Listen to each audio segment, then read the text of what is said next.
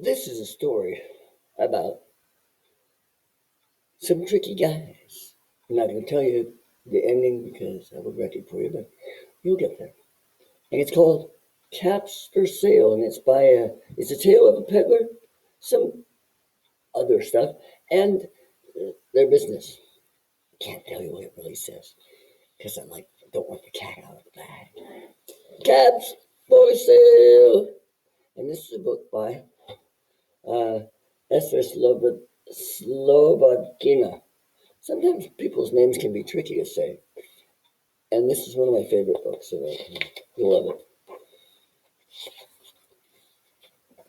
Once, there was a peddler who sold caps, but he was not like an ordinary peddler carrying his wares on his back.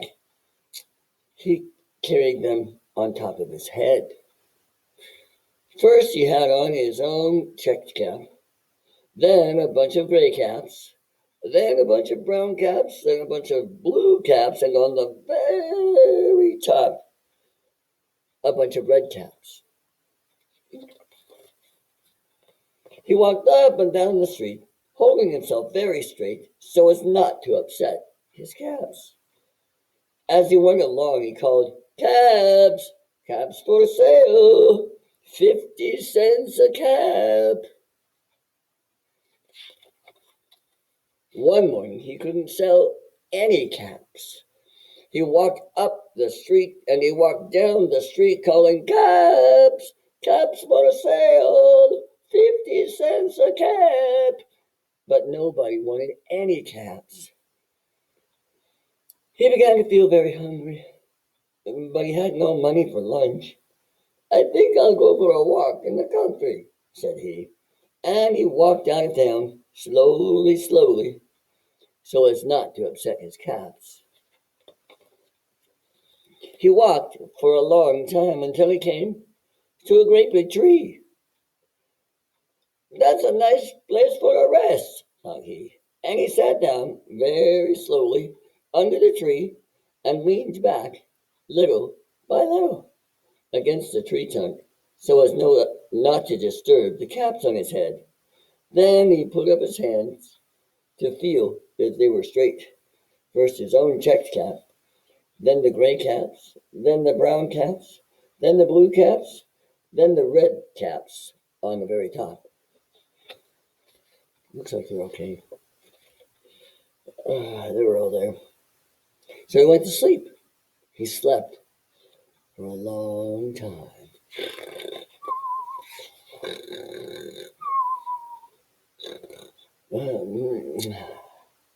When he woke up, he was refreshed and rested. Oh, something strange about that. But before standing up, he felt with his hand to make sure his caps were in the right place. All he felt was his own checked cap.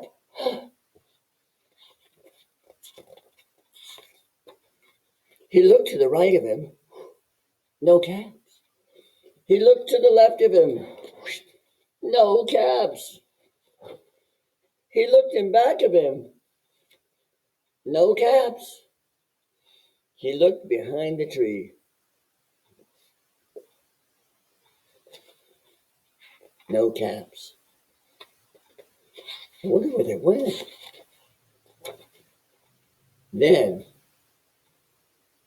he looked up into the tree. And what do you think he saw?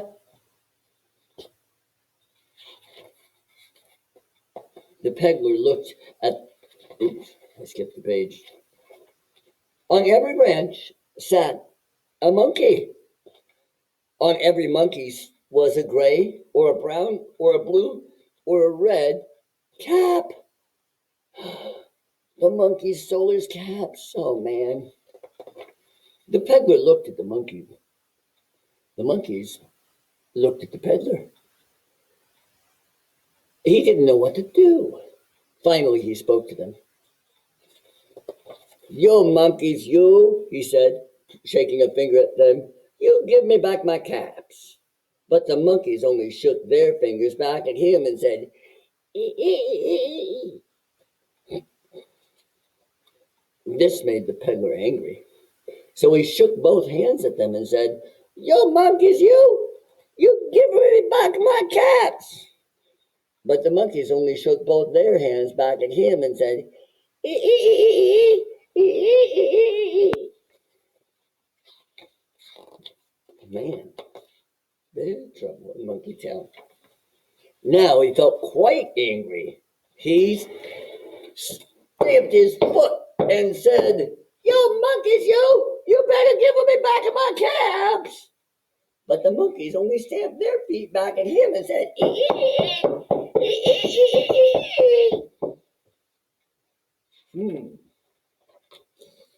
Quite the conundrum. That means trouble that he can't quite figure out. By this time, the peddler was really very, very angry. He stamped both feet and shouted, "You monkeys, you must get me back my caps." But the monkeys only stamped both their feet back at him and said,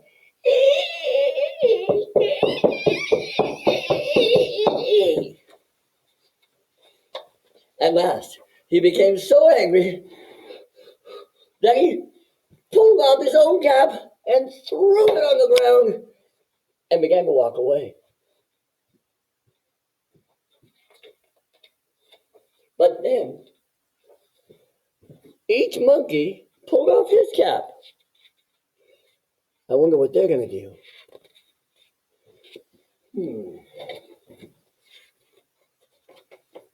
All the gray caps and all the brown caps and all the blue caps and all the red caps came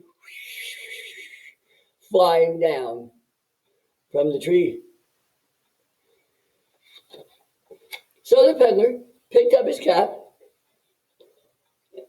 and put them back on. First, his own tiger cap. Checked cap. Then the gray caps, then the brown caps, then the blue caps, and then the red caps on the very top.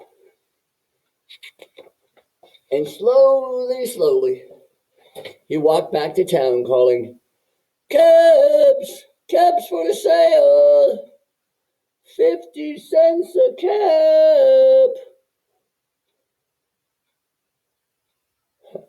The camera's a little bit crooked. I hope you're able to see it good enough. Did you like this book, Caps for Sale? Now, right here on the title, it says Caps for Sale, a tale of a peddler, some monkeys, and their monkey business. But I was afraid that if I read that part, then it would spoil it. It would spoil the part where you had to figure out where the caps went. Spoiler alert!